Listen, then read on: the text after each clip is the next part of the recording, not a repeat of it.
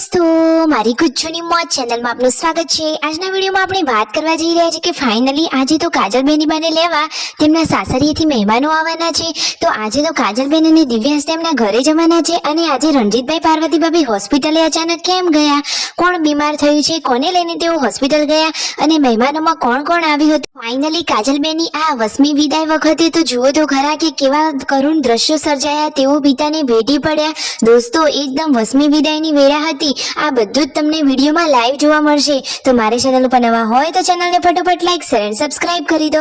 Full video in life of Thakor channel દોસ્તો ફૂલ વિડીયોની ડિસ્ક્રિપ્શનમાં મૂકેલી જ છે, ત્યાં જઈને તમે આખો વિડીયો વોચ કરી શકો છો। આવી ટૂંકી ટચુકડી લાઈવ લેટેસ્ટ ટ્રેન્ડિંગ માહિતી મેળવવા માટે કરી દો મારી ચેનલને ફટાફટ સબસ્ક્રાઇબ। તો દોસ્તો તમે વિડીયોમાં લાઈવ નિહાળી શકો છો કે આજે તો ઠાકોર ફેમિલીના ઘરે બધા જ લોકો વહેલા રસોઈની તૈયારી કરવા લાગી ગયા છે, કારણ કે આજે તો ઘરે આવવાના છે સરગાસણથી મહેમાનો, એટલે કે કાજલબેનના સાસરીએથી મહેમાનો આવવાના છે। એ અમુક લોકો તો આજે અહીંયા પહેલી વાર જ આવી રહ્યા છે। તો દોસ્તો એમના માટે સરસ મજાનો જમણવાર, ઓઢમણાનો વ્યવહાર બધું જ ઠાકોર ફેમિલીના લોકો યોગ્ય રીતે નિભાવવાના છે। તો દોસ્તો આજે તો પાર્વતી ભાભી, રણજીતભાઈ બધા લોકો હોસ્પિટલે કેમ આવ્યા, કોને લઈને હોસ્પિટલ આવ્યા છે અને હવે આ જેન્સુ પણ વ્લોગ બનાવી રહી છે। અરે વાવ, એકદમ ક્યુટ નાની પરી જેવી લાગતી આ લાડકી લક્ષ્મી રૂપી દીકરી એ પણ વ્લોગ બનાવતા શીખી રહી છે। પાર્વતી ભાભી અને રણજીતભાઈ તો આજે ગુડ્ડુને લઈને હોસ્પિટલે આવ્યા છે। એને તો પેટમાં દુખાતું હતું તો હોસ્પિટલે લઈને આવી ગયા છે, હવે તેના રિપોર્ટ કરાવવાના છે। જુઓ લોહી લીધું તો એ તો રડવા જ લાગી। તો દોસ્તો હજુ રિપોર્ટ આવતા વાર લાગશે ને ઘરે તો આવી ગયા છે મહેમાનો। તો સંજયભાઈ બધું સામાન લઈ અને આવી ગયા ઘરે તો મહેમાનો માટે જમવાની તૈયારીઓ થઈ રહી છે।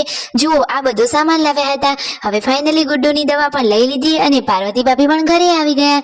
તો દોસ્તો મહેમાનો આવી ગયા છે અને એમનો જમવાનો ટાઈમ પણ થઈ ગયો છે। તો જુઓ રસોડાના ભાગમાં આ રીતે સરસ મજાનું જમવાનું પીરસી થાળી તૈયાર કરવામાં આવી રહી છે અને પછી મહેમાનોને જમવા ઉઠાડવાના છે।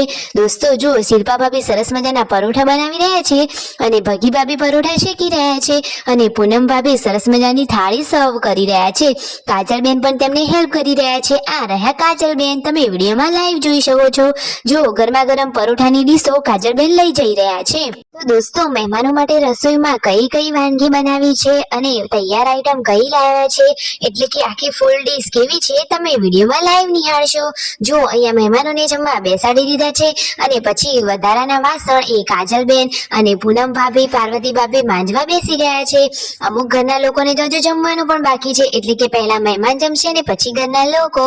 જો કાજલબેનની બા કેટલા માન મર્યાદા સાથે રહે છે, ડ્રેસ પહેર્યું છે અને માથે સરસ મજાની ઓઢણી ઓઢી છે।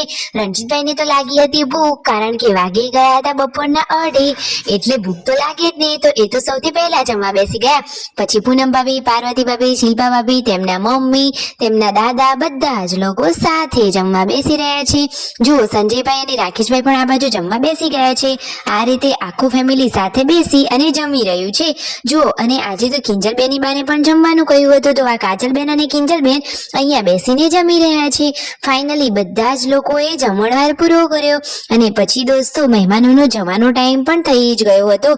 તો જુઓ આજે ફાઇનલી કાજલબેનની બા અને દિવ્યાંશ ભાણાભાઈ જઈ રહ્યા છે તેમના સાસરીએ। મહેમાનો આવ્યા હતા, તેમને સરસ વ્યવહાર કરી દીધો અને આજે ફાઇનલી બેની બાની થઈ રહી છે આ વસમી વિદાય। જતા જતા જુઓ તેમની તો આંખો જ ભીની થઈ ગઈ અને પિતાને ભેટી પડ્યા એટલે તો એકદમ ઇમોશનલી અને કરુણ વાતાવરણ બની ગયું। જુઓ તો ખરા કાજલબેની બા અહીંયાથી જાય છે તો ઠાકોર ફેમિલીના આંગણા તો સુના થઈ જાય છે। બેની બા તો સૌને વાલા હતા અને બધાને બહુ પ્રિય હતા અને ભાણાભાઈ જેવી હવે મસ્તી કોણ કરશે, પરંતુ દોસ્તો દિવ્યાંશની સ્કૂલ ચાલુ છે એટલા માટે જવું તો પડે જ ને। તો ફાઇનલી આજે કાજલબેની બા અને દિવ્યાંશ જઈ રહ્યા છે સરગાસણ તેમના ગામે। હવે જ્યારે દિવ્યાંશની રજાઓ પડશે ત્યારે તેઓ અવશ્ય આવશે, સાચી વાત ને દોસ્તો। અને આજે તો આ જીગરકુમારની ગાડીને શું થઈ ગયું દોસ્તો, જુઓ કિંજલબેની બાને હોસ્પિટલે લઈને જતા હતા તો ગાડી તો અહીંયા નીચે ખાડામાં જ ઉતરી ગઈ, તો પાછળનું તો આખું ટાયર જ ઊંચું થઈ ગયું। દોસ્તો મોટો અકસ્માત થતા બચી ગયો, તેમને સાવચેતી રાખવી જોઈએ, સાચી વાત ને દોસ્તો। ભલે ને ગાડીને કશુંક થાય પરંતુ અંદર બેસેલા માણસોને કંઈ ના થવું જોઈએ। ફાઇનલી પછી બધા ભાઈઓએ ભેગા થઈ અને ગાડી બહાર કાઢી લીધી, એટલે કે મોટી આફત ટળી। અને આજે તો રાકેશભાઈએ શું બનાવ્યું છે તમને ખબર છે? ઘરે સોફાને એમને તો એકદમ સરસ મજાના ડેકોરેટ કરી લીધા છે। જો સરસ મજાના લાલ લીલા પીળા ફૂમતા લગાવી દીધા છે અને સોફા તો એકદમ યુનિક લાગી રહ્યા છે ને જોરદાર મજાનું ટેલેન્ટ। તો like, share and subscribe my channel.